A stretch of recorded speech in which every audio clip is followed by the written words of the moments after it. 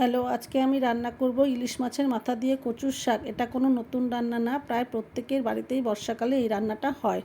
তার জন্য নিয়েছি কচুর শাক, ভালো করে ধুয়ে পরিষ্কার করে ধুয়ে নিয়েছি, 4-5 বার জল বদলে বদলে ধুয়ে নিয়েছি। কচুর শাকটা টুকরো করে কেটে নিয়েছি। এবার এটাকে ভাপিয়ে নেব। দিয়েছি ভাপাতে, 1 কাপ জল দিয়েছি আর পরিমাণ মতো লবণ দিয়েছি। কচুর শাকটা যখন মজে আসবে তখন তার মধ্যে বাকি কচুর শাকটাও দিয়ে নেব। ভালো করে ফুটছে,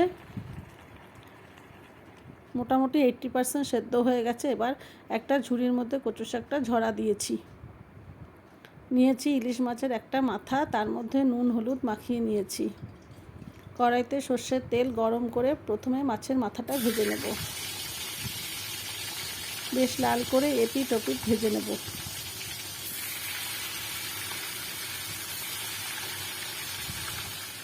মাছের মাথাটা ভাজা হয়ে গেলে ওইটা তুলে ওই তেলের মধ্যেই দিয়ে দেবো কালো জিরে, তেজপাতা, শুকনো লঙ্কা ফোড়ন।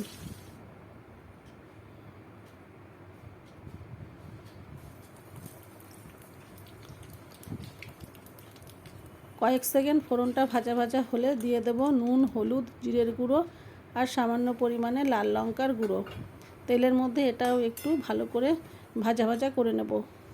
তারপর দিয়ে দিলাম কচুর শাকটা। কচুর শাকটা প্রথমে 10 মিনিট ভালো করে ভাজা ভাজা করে নেব তেলের সাথে।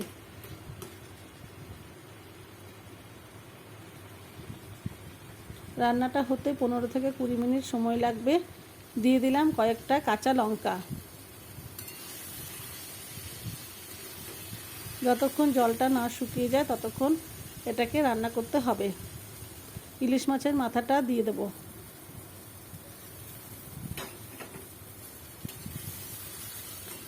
ভালো করে মিশিয়ে নেব। গরম ভাতের সাথে এই কচুর শাক খেতে অসাধারণ লাগে। দিয়ে দেব সামান্য পরিমাণে চিনি।